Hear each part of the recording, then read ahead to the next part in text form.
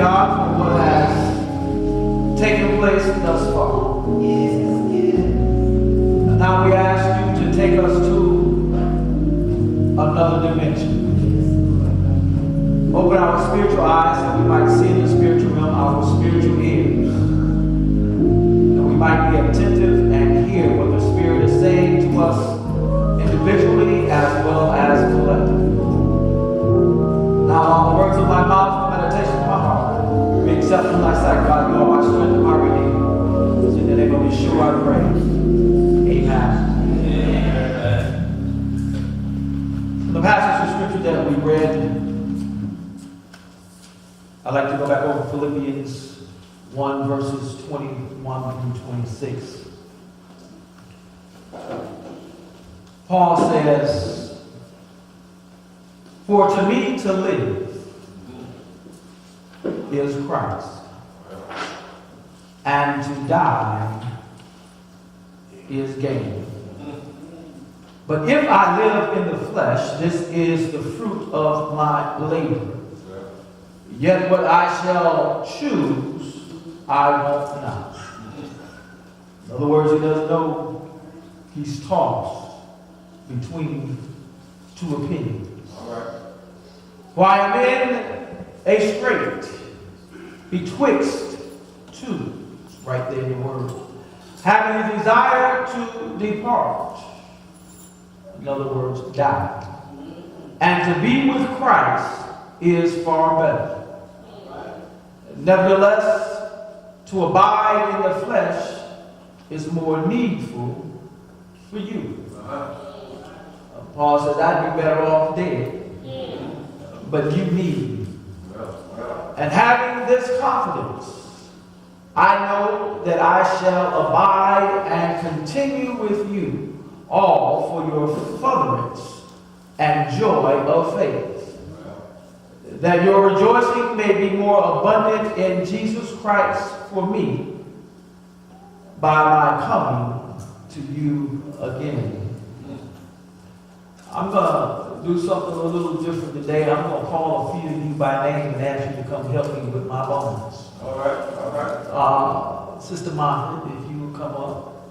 Brother Jerry, Deacon Harlan, Deacon Nixon, Miss Henrietta, I'm picking on you today. Anthony.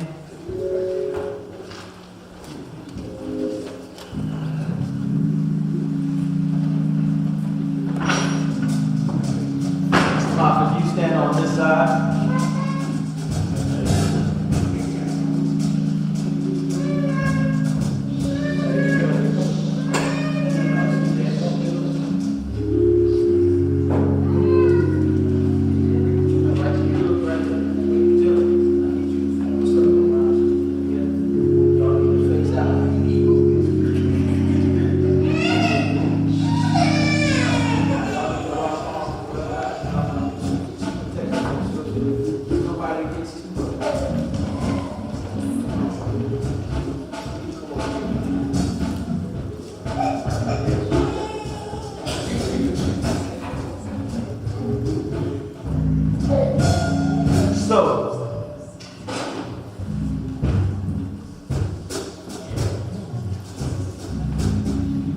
Y'all not doing a good job, man. That's what's supposed to happen.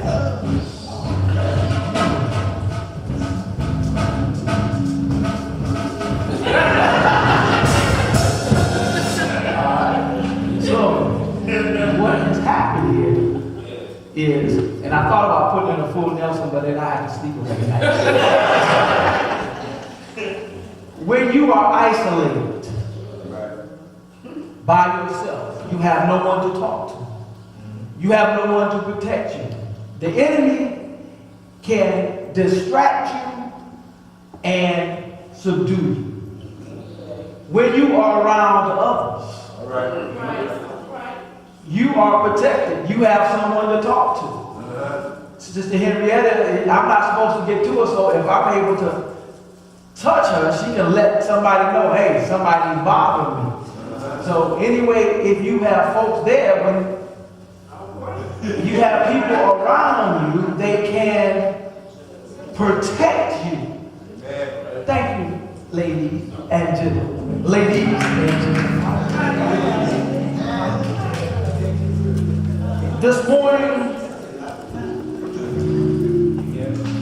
using this illustration and the text, I want to talk to you about something that we don't often talk about, especially in communities of color. When I was growing up, it was almost unheard of for it even to be discussed.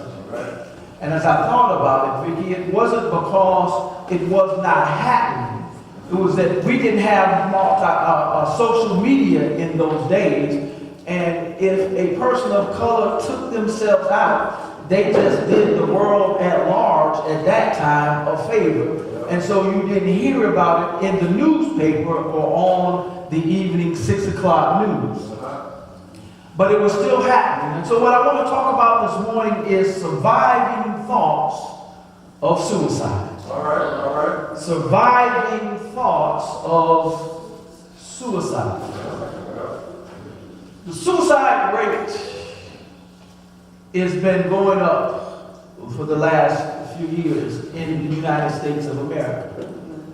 In Japan, it's been going down for the last few years. Suicide is something that we don't like to talk about and that we really don't understand. Some people have some misconceptions about suicide. Suicide is seldomly caused by one single factor. Normally, several factors such as a change in a relationship, a recent life crisis, substance misuse, depression, financial problems, job-related issues, legal stress, health issues, and many other factors play into us having thoughts of suicide or even attempting suicide. Suicide is not just a mental issue. It's not just for crazy folk. As a matter of fact, less than half of the suicides committed successfully are done by people who have a known mental health condition. Did you know that Elijah, Job, Jonah, and Paul wanted to die, but God didn't let them? I mean, eventually they died, but there was something that they went through in their life at a moment that they wanted to die. But God said no. Did you know that Jesus in the garden wanted to live? But God said, no. You have an appointment at the cross. You have some who wanted to die and God said live, and you had the Son of God that wanted to live, but God said you have to die. If we look at suicide, if we look at these characters that I've talked about, first of all, there was Elijah. You do remember Elijah. Elijah is the one that called fire down that consumed the altar that had been drenched with water. That was Elijah. Elijah who called the bears to eat up the young man that talked about him having a bald head. That Elijah.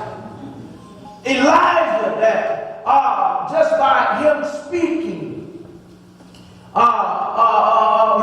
he was able, the messenger brought him bad news and they died. But Elijah had a threat on his life by a woman, Jezebel.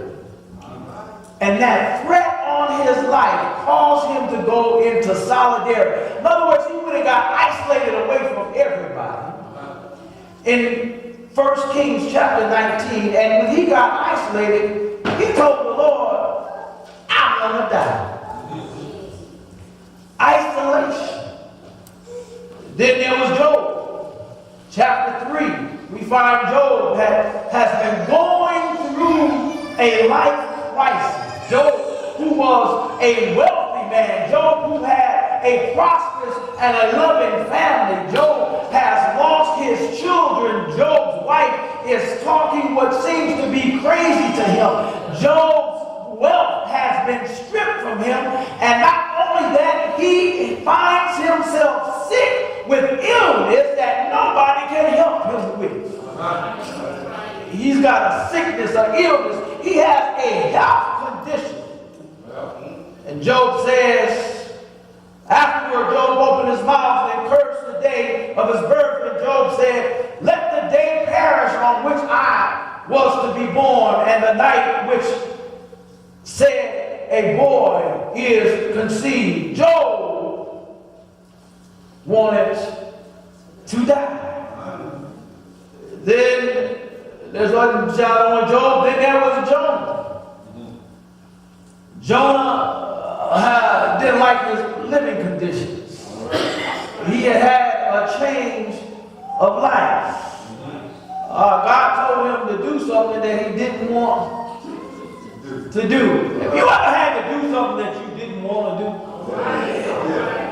that was so terrible, so repulsive, that it made you sick when there was nothing wrong with you. Jonah is in the desert.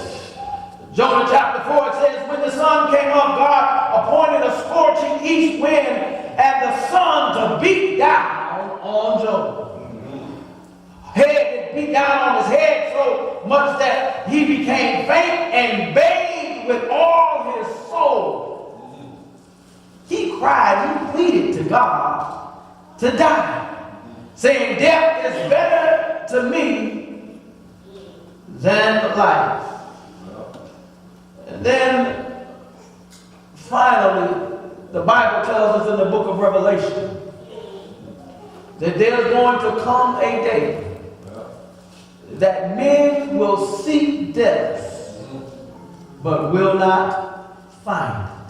I want to talk to you about 3 things that will help us during thoughts of suicide. But before I do that, I want to give you a number.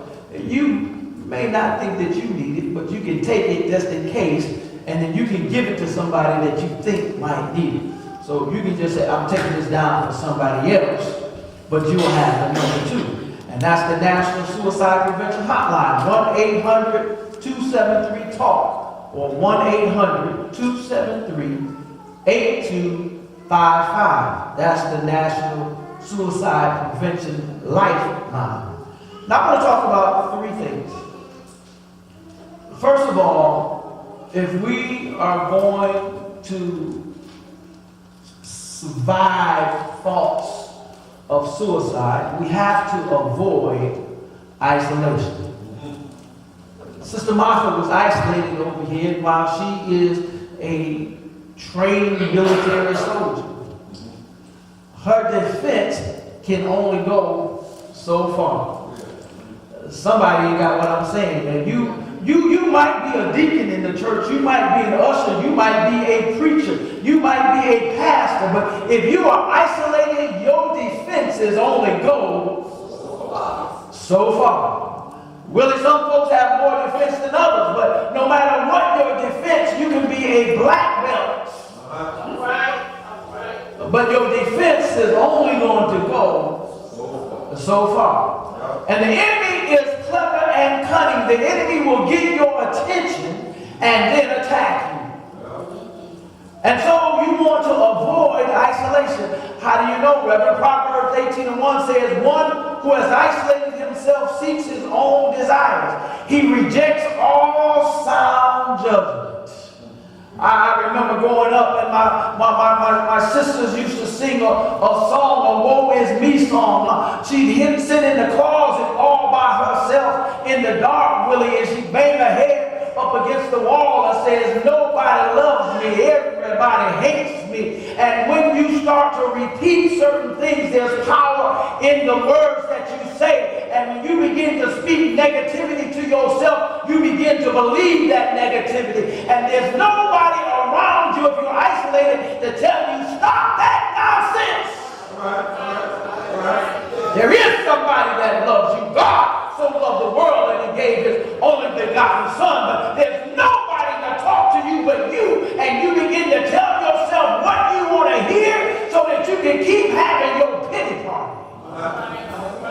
Genesis 2:18 says, the Lord God said, it is not good for the man to be alone. I will make a helper suitable for him. If God created man and God said it's not good to be alone, then that ought to be enough to let you know that you ought not be isolated.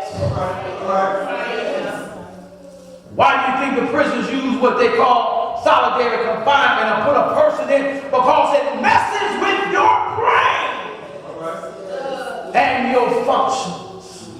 And so we need to avoid being isolated.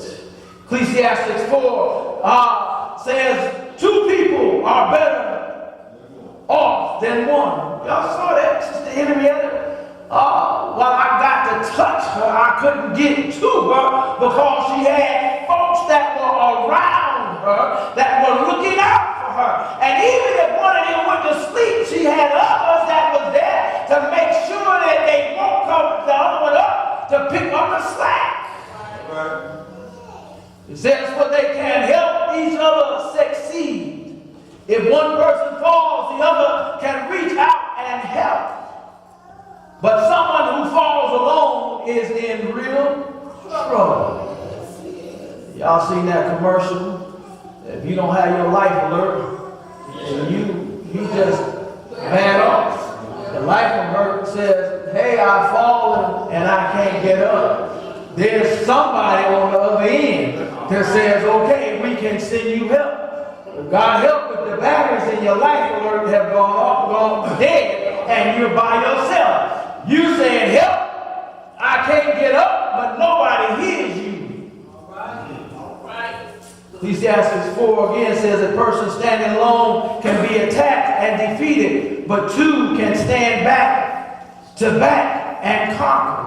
3 are even better, for a triple braided cord is not easily broken. Can I tell you, my brothers and sisters, that when life starts to happen and things are not going the way that you want them to go, when you are having moments of depression, when you are anxious, you need to talk to somebody. It's not a good time to go get off by yourself. And while I admit that there are times in our lives that we tell ourselves, I just need to get some me time. But if you're thinking about hurting yourself, you don't need no me time. You need to get around some folks so you can have some us time, so you can talk it out with somebody, so somebody can tell you that your life is worth living. Well, not only do we need to avoid isolation, but then we need to ask for help. Look at your neighbor and say, ask for help. There's something that's innate in us. We don't like asking for help. As a matter of fact, there's some of you right here in the church that things have happened to you, and I find out after the fact, and I ask, why didn't you let me know? I got it, Pastor. You busy. We should never be too busy for somebody in a crisis. We need to be able to ask for help.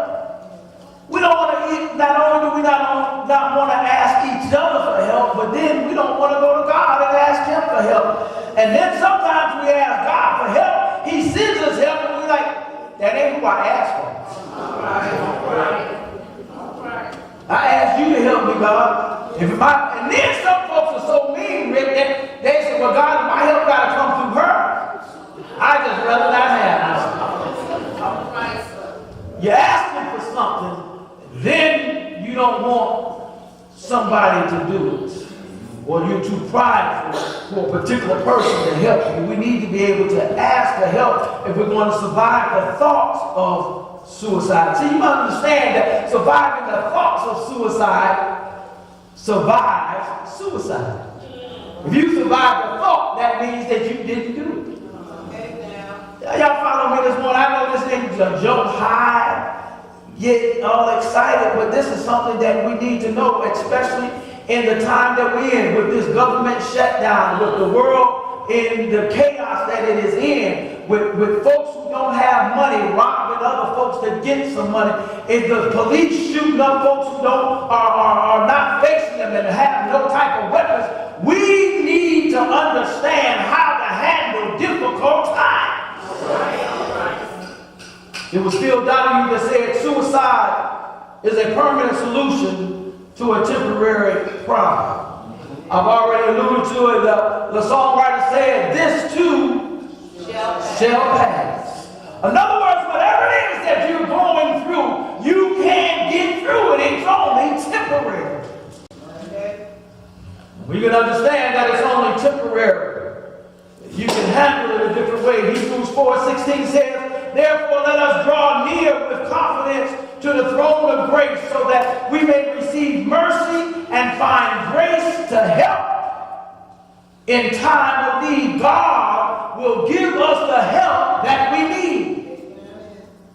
I don't know about you, if you would be honest with your walk with God, but there have been times that I know I needed to pray, but I didn't want to pray. There's times that I know that I needed to read my Bible, that I didn't read the Bible. Because if I'm honest with you, when you get in that pity party, you don't want to come out.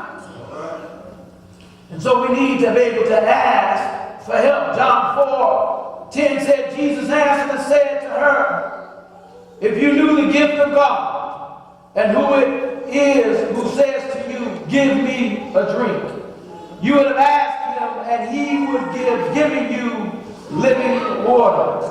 Brothers and sisters, if you know Christ, if you have the Holy Spirit in you, it does not mean that you cannot get depressed. It does not mean that you cannot be bipolar. It does not mean that you cannot have anxiety. As a matter of fact, if you look at the Word, and then I think this is how we have been mistaught. The demonic who hurt himself in the Bible. See, Rick, I grew up in a church that said, first of all, if you commit suicide, that you're going to hell. The Bible doesn't say that. The second thing they said is that you're possessed by a devil or a demon. Well, look at the one who was possessed by a demon, who was in the graveyard. If he wanted to kill himself, he was right at the right place to do it. He was already in the graveyard. Nobody would have had to take him.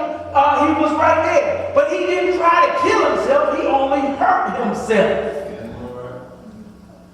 So it's not that you're filled with a demon. It means that you are going through something and having a life crisis that you can get through. So Jesus said to her, if you had asked me, I'd have gave you living water. You see, if you survive the thoughts of suicide, you drink that living water, you still live another day to tell the story. And I'll be transparent with you. There was a situation in my life that I had never gone through before. And that situation caused me to have thoughts, Jerry, of suicide. I looked at a chain that was up on a shelter, and I thought and said to myself, I would just kill myself. But then I began to talk to the Lord. As I talked to the Lord and as I walked with the Lord, I realized that even though it was painful, even though I didn't know how I would get through it, that I would get through it with God. And so I asked for help. And he helped me.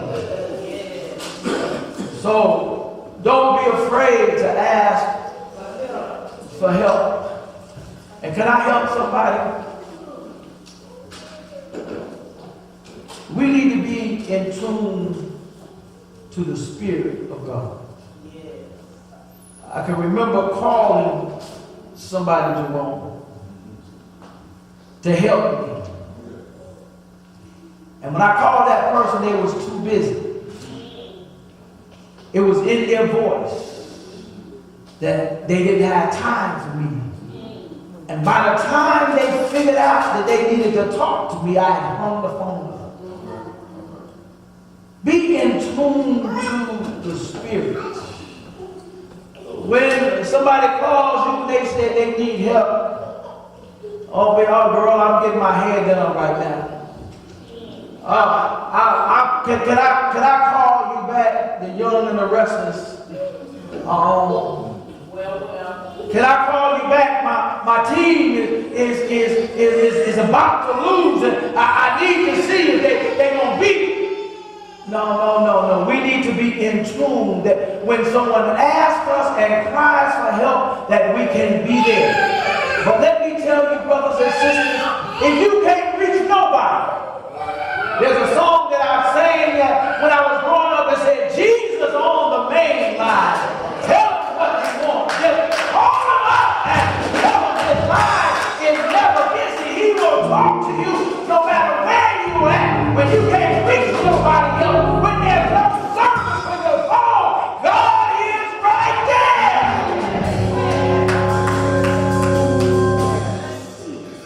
Psalms 46:1 said, God is our refuge and our strength, a very present help in the time of trouble. And so when you are in trouble, God will be your help, but you got to ask for help. You got to look to him. You got to call on him.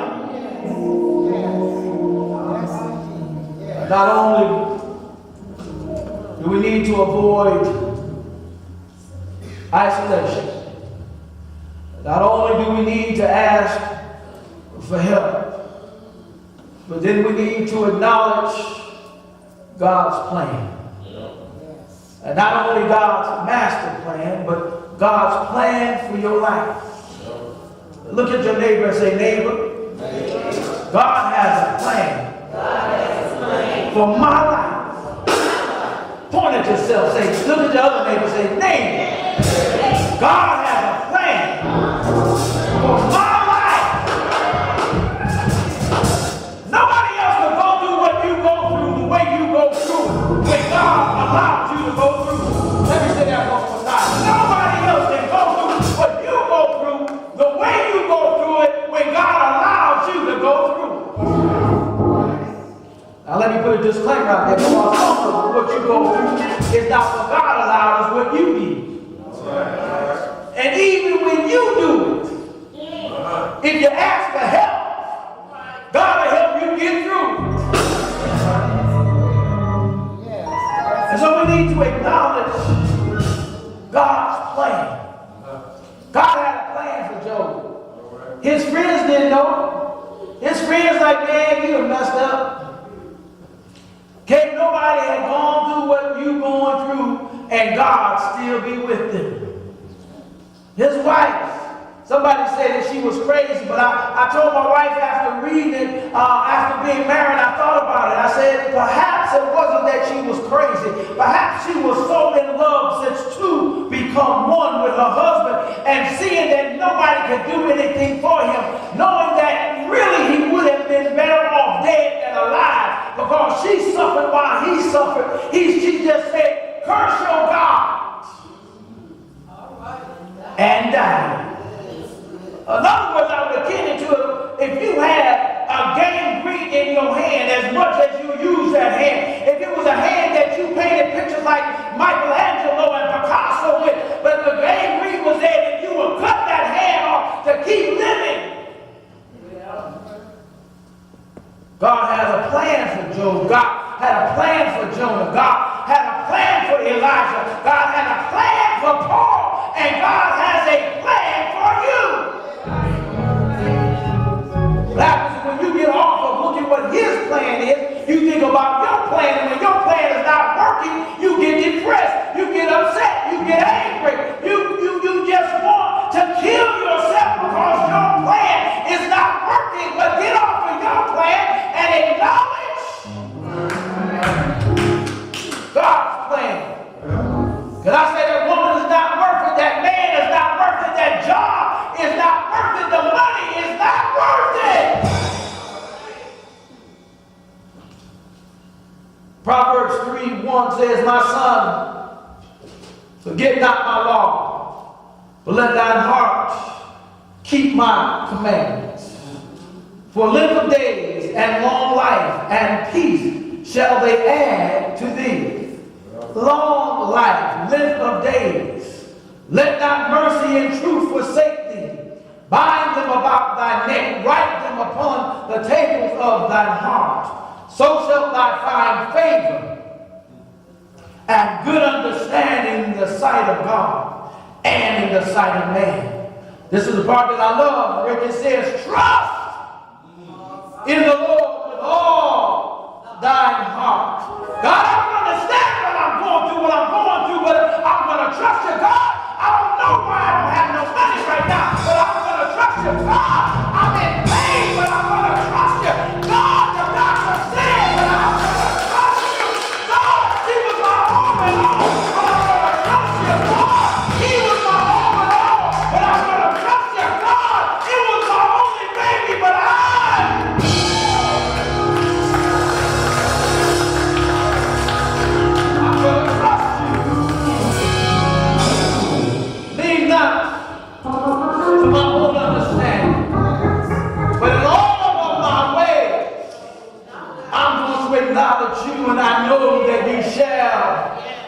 direct my path. It's a little dark right now, God. It hurts right now, God. I can't see my way right now, God. But I know that you will direct me step by step. And if I can't stay upright, I know you will direct me crawl by crawl. Till you lift me up. John 15 says, if you abide in me, and my words abide in you, you shall ask what you will, and it shall be done unto you. Herein is my Father glorified, that ye bear much fruit. So shall you be my disciples. The enemy wants to tell you that nobody loves you. The enemy wants to tell you that you are alone and by yourself. The enemy wants to tell you that you are the only one in the big wide world that's going through what you're going through, because he is a liar. And he knows that God has a plan for you. And if he can snuff you out, then he helps his own agenda. And that testimony that you were supposed to give to somebody else, you can't give it. But you can survive the thoughts of suicide. I'm almost done. Somebody's accusing me of getting off from the text. They said, well, he read the scripture, but he didn't deal with the text, Willie. What we find here in Philippians chapter 1, we find a Paul that first starts out giving the Philippians praise, for they were a church that had supported him. They were a church that he loved. They had prayed for him, and they had given him money when he was out of prison and when he was in prison. As a matter of fact, it almost could be said that this first chapter of Philippians is Paul's suicide letter. He begins praising them as if he's not going to talk to them anymore, telling them thank you for what they did, reminding them of the things that he has said to them. And then here down in verse 19, 20, and 21, we find that he's reminiscing, and he said, you know what? I'd be better off dead than alive, because to be dead in the flesh is spiritual gain. I would imagine that you may have gone through some hard things. It was Paul that later on in Corinthians said, he says, I worked harder than anybody else. I've been in prison more than anybody else. I've been flogged more severely than anybody else. Notice Paul, when he said it, he's looking at it as though nobody else had gone through something, and that's what the enemy wants you to think, is that you're the only one that's going through it. Sounds like our president, doesn't it? He says 3 times I've been beaten with rods. Once I was pelted with stones. 3 times I was shipwrecked. I spent a night and a day in the open sea. I've been constantly on the move. I've been in danger from rivers, in danger from bandits, in danger from my own fellow man, in danger from the Gentiles, in danger in the city, in danger in the country, in danger at sea, in danger from false believers. I've labored and I've toiled, and I've often gone without sleep. I have known hunger and thirst, and have often gone without food. I've been cold and I've been naked. And besides everything else, I face daily the pressure of my concern for all of the churches that I have started. Who is weak? And I do not feel weak. Who is led into sin? And I do not inwardly burn. Paul at this moment is looking and having a pity party. He has isolated himself and looking at this circumstances instead of looking at God. And so we had some stuff going on. I'm not a doctor, but I would say at this point in time, because he had had some trauma in his life. Perhaps he was having a PTSD moment. If not that, perhaps he was depressed because he had gone through so much. And don't you know that's just like the devil? As soon as you are going through something, he wants to bring everything else up that you went through so that he can magnify the situation. My brothers and my sisters, we can survive the thoughts of suicide if we avoid isolation, if we ask for help, and we acknowledge that God has a plan for our lives. As I close, we understand that the wages of sin is death, but the gift of God is eternal life through Jesus the Christ. Listen to the words of Paul in chapter number 4 of this book to the Philippians. And you can hear him say, finally, brother, whatsoever things are true, and whatsoever things are honest, whatsoever things are just, whatsoever things are pure, whatsoever things are lovely, whatsoever things are of good report. I like that so much, Rick. I think I'm going to say it one more time. When you are in your depression, when you are in a moment, when you are in a life crisis, hear the words he says, finally, sister, finally, brother, whatsoever things. I know what you looks like. I know what you hear. I know what you think, but this is what I want you to do. Whatsoever things are true, leave the lies alone. Whatsoever things are honest, don't bother with fake folks. Whatsoever things are just, don't worry about trying to fix it. Whatsoever things are pure, whatsoever things are lovely, whatsoever things are of a good report. You don't have to listen to the bad report. Listen to the good report.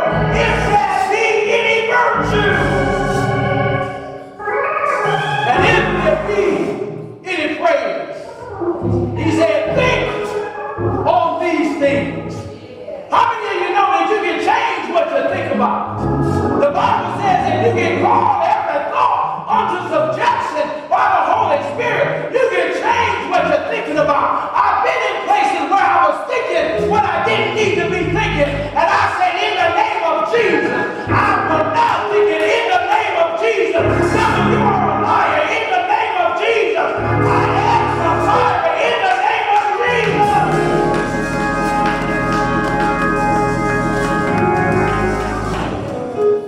Those things which you have both heard and received and heard and seen in me, he said to them, do. And the God of peace shall be with you.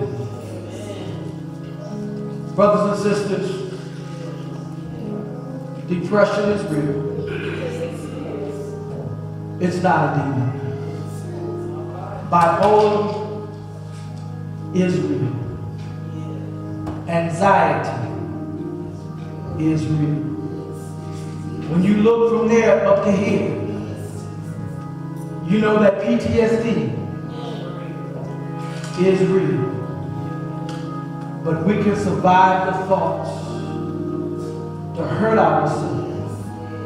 We can survive the thoughts of suicide through the power of the Word. Avoid isolation. Ask for help. And acknowledge the plan that God has, not for your death, but for your life. We're standing all over with me.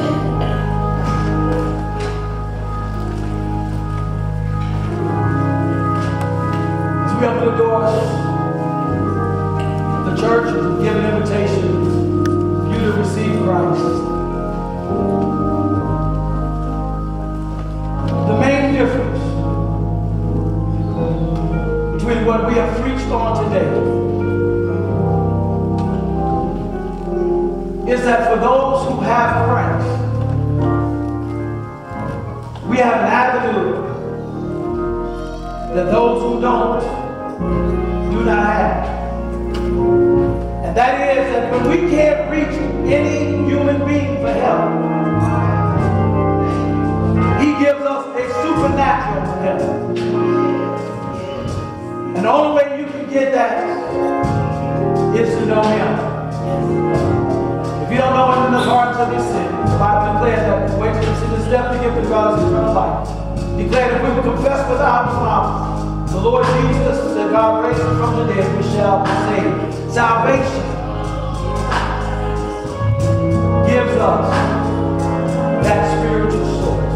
Is there one that will receive it? Is there one?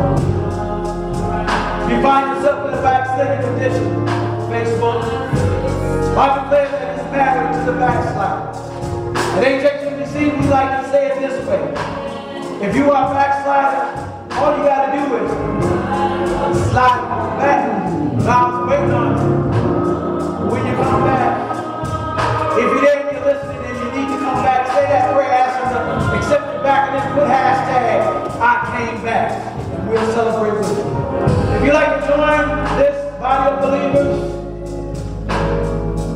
everybody here we know, so we're talking to you, and you.